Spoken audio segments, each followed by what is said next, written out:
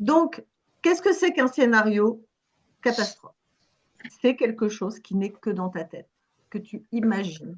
Tu te dis, c'est… Et tu rentres dedans. Et c'est fou parce que quand on est à vivre de l'anxiété, on est constamment à se faire des films, mais c'est super précis, quoi. On est de très, très bons metteurs en scène, hein, je trouve, vraiment. C'est vraiment, on voit le détail du truc, on est dedans, on est plongé. Et comme on est tellement plongé dedans que les émotions, elles réagissent, plus les émotions, elles réagissent, plus nos pensées, elles s'embarquent dans le scénario catastrophe. Et ce qui se passe, c'est que notre corps, notre esprit, il ne fait pas la différence, mais ça a été prouvé, hein, vraiment scientifiquement, entre la réalité de ce que je vis, ce que j'expérimente en vrai, et ce que j'imagine. Pour lui, c'est pareil. Et comme c'est toi qui es le héros dans ton histoire, parce que quand on voit un film, ton cerveau, même si tu te colles, tu vois, tu es en fusion avec, avec le héros ou la héroïne, tu vois bien que ce n'est pas toi à l'écran.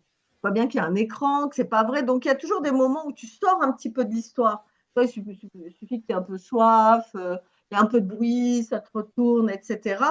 Donc, ton cerveau, il fait sans cesse des allers-retours et il sait que ce qu'il voit, hop, il fusionne, après il défusionne. Et quand il défusionne, il revient à la réalité, il est là. Et on le fait souvent dans les films, des fois qui font très très peur. On est là, ah là là, on se cache les yeux et tout. Pourquoi on fait ça? Pour défusionner, justement. Pour que le cerveau, il se rassure, tu regardes, ah ouais, ça va, je suis chez moi, tout va bien. Mais quand on est dans nos scénarios catastrophes, on ne défusionne pas. On est en fusion, fusion, fusion, fusion. Pensée, émotion, on est collé. Et donc, le cerveau, il croit que c'est vrai. Et il croit que c'est vrai, et il sonne l'alarme partout, quoi. Je suis en danger, je vais mourir. Moi, c'est comme ça que je me prenais des crises de panique et d'angoisse, parce que mon cerveau, à un moment donné, il basculait dans on va mourir, donc il faut, on éteint tout et on fait, tu sais, c'est une technique de survie. Hein. Dans la survie, il y a 3 techniques. Il y a la fuite, je fais une situation, il y a l'attaque et il y a la tétanie. Tu sais, des animaux qui font les morts. Oui, c'est vrai.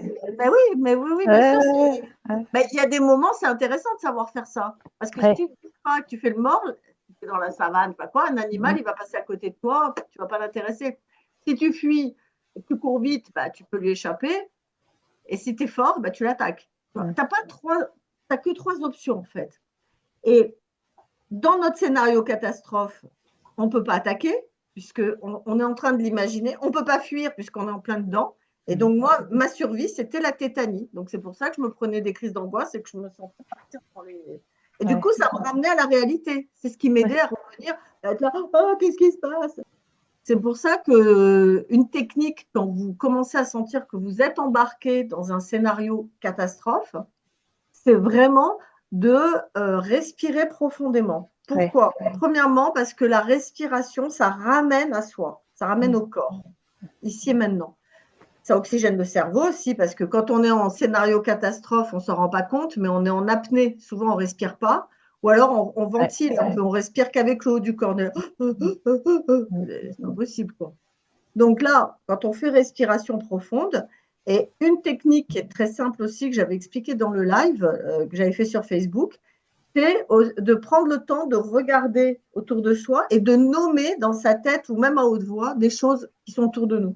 Toi, par exemple, moi, j'ai mon verre d'eau, ma télécommande, mon canapé, la télé, les fleurs, le truc, et tu nommes, tu vois, 4, et tu portes ton attention dessus. Pour se recentrer. Voilà, ça va permettre de couper avec le scénario catastrophe et de respirer en même temps. Et d'écouter les bruits. Tiens, qu'est-ce qu'il y a comme bruit? Ah, il y a les oiseaux, il y a ci, il y a ça. Voilà, ça, c'est un petit exercice que tu peux faire vraiment à la minute, d'accord? Mais le plus important, c'est surtout quand tu commences à rentrer dans un scénario catastrophe, à dire, bon, allez, ok, on y va franco, qu'est-ce qui se passe? Et là, tu reprends le pouvoir. Si tu te laisses embarquer par le scénario catastrophe, là, il va t'emmener, mais il va t'emmener loin, quoi.